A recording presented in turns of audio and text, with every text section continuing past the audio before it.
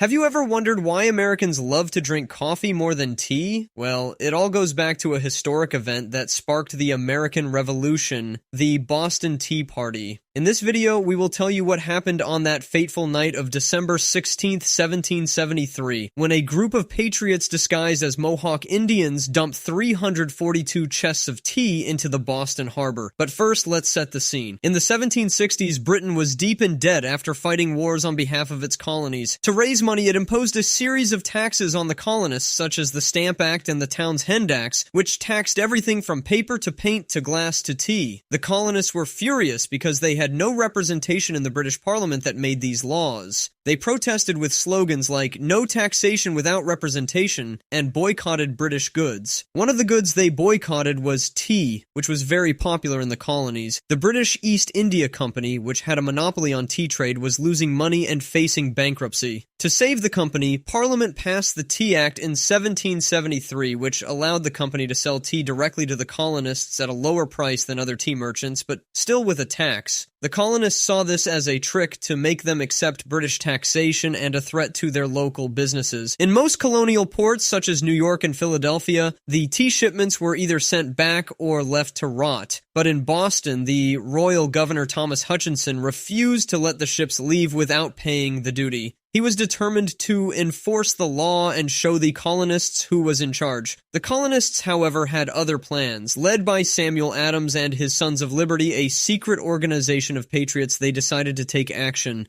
On the night of December 16th, 1773, about 60 men dressed as Mohawk Indians boarded 3 ships, the Dartmouth, the Eleanor, and the Beaver.